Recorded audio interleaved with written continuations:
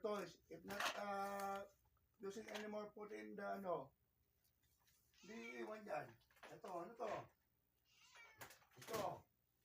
Ito pa.